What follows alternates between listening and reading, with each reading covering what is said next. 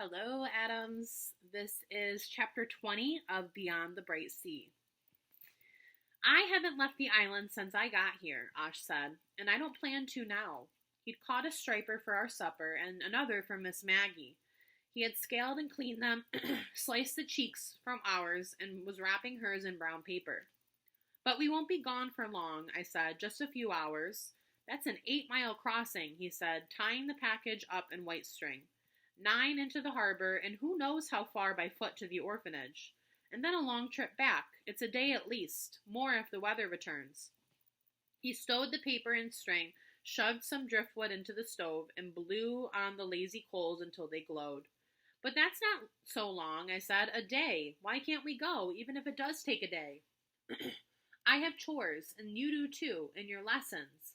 And besides, which you've been neglecting.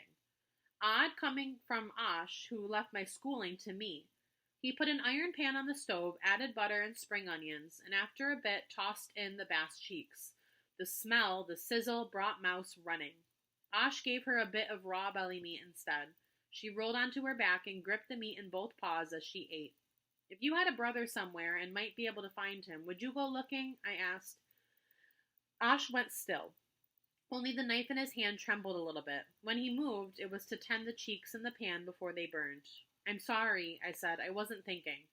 I fetched a plate for us to share, forks, salt and pepper, cistern water in a single mug, the last of a loaf of molasses bread. He slid the cheeks onto the plate and poured the butter and onions on top. We sat down, ate. It was wonderful. I told Osh so. Things are usually better when you don't mess with them too much, he said. We finished the meal, cleaned up, and went outside together. Mouse, too. Osh handed me a bushel basket and, armed with a pitchfork, began to harvest seaweed from the rack line. When the basket was full, we each took a handle and lugged it back to the high rocks, where we spread it to wait for rain. When it was washed and dried, we'd hoe it into the garden, food for our own. Osh began on a second basket, while I thought about whether I was brave enough to cross to New Bedford alone. I was a good sailor, but I knew that even a skiff could be a lot to handle in a strong wind. If I went, I would have to take the ferry. I haven't been to New Bedford since before I came here, Osh said, as if he could read my mind. And I have no desire to go back there, ever. Full of whale stink, everything too fast, too crowded. He ripped an old conch shell off a hank of dead man's finger and tossed it aside.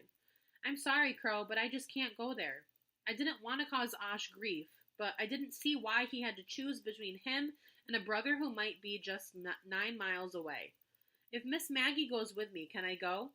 And how will you pay for the passage? This, as nothing else, gave me pause. Everything that belonged to Osh belonged to me as well. The money he earned from cutting ice or trapping lobsters or painting his pictures went for things we couldn't grow ourselves. But if I ever needed anything from the mainland, he sent me for it with no fuss at all. Pencils for my lessons, a new pair of winter boots when I outgrew the last, a new book now and then, medicine that Miss Maggie would not concoct on her own. Will you not pay for my passage? I asked him in a small voice. Osh stuck his pitchfork in the sand and ran his hands through his hair. He looked at me steadily, his mouth tight.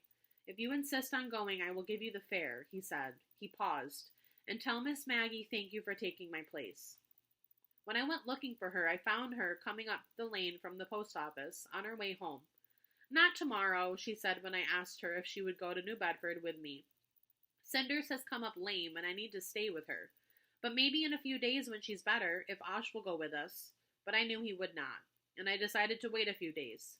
Maybe in a few days then, I said, turning back toward home. I hope Cinders feels better. As I walked past the bass stands and across the low channel to our beach, I decided that I would take the ferry to New Bedford alone. I was 12 years old. I could sail a skiff, wrangle a lobster, save a birdman from starving to death. Surely I could ride a ferry to the city and back again. There's weather coming, Osh said when I woke up the next morning. You may have a wet crossing home from the city. I walked outside and blinked at the blue sky, sheer yellow sunlight, small breeze. Osh was usually right about the weather, but not always. Don't worry, we'll be fine, and I'll tell Miss Maggie to bring a rain bonnet just in case, I said, taking the bowl of oatmeal he offered. He crumbled some crisp bacon on top, which was unusual. So was the mug of coffee he sat next to me at the table. I usually had to beg him for a cup. When he poured in some cream, I was more surprised still. I'll fix you a pocket lunch, he said, which he'd done before, when I went to help Miss Maggie find her sheep scattered wide across the island.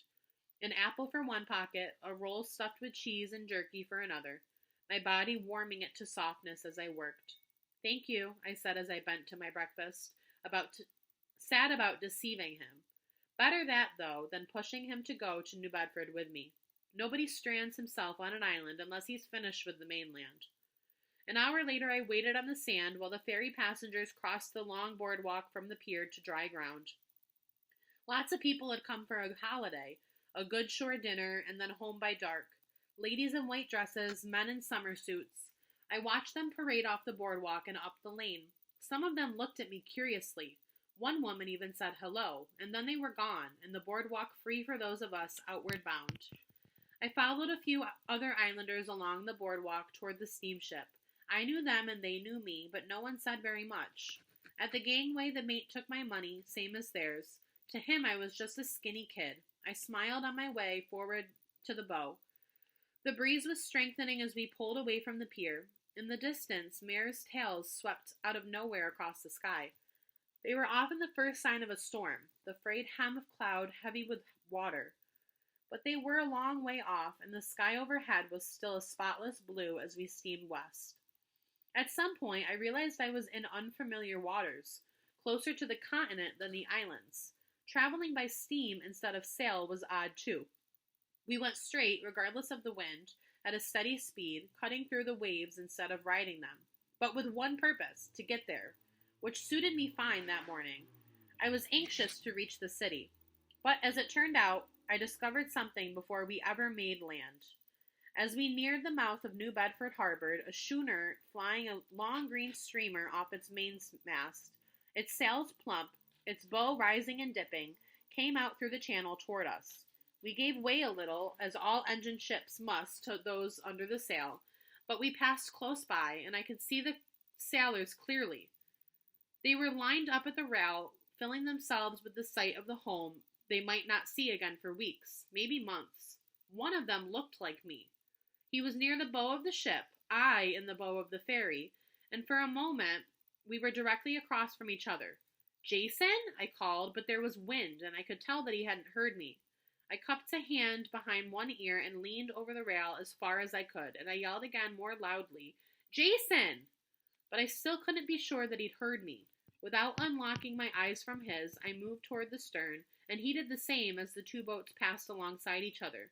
So for a minute, no more, we stayed as close as we could. And then, the stern of the ferry, I stood and watched him in the stern of the schooner, the distance between us lengthening, and I waved.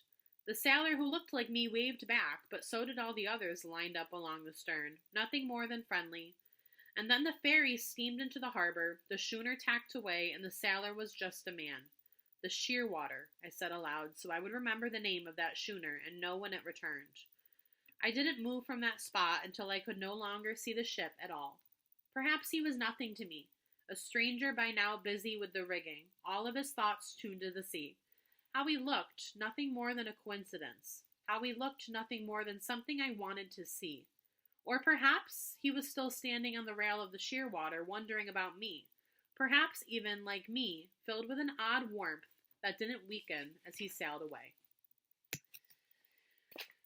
So, what do you think? Is that man her brother, or is it just a coincidence that he looks like her? I hope you guys have a great day, and I'll see you tomorrow. Bye, Adams.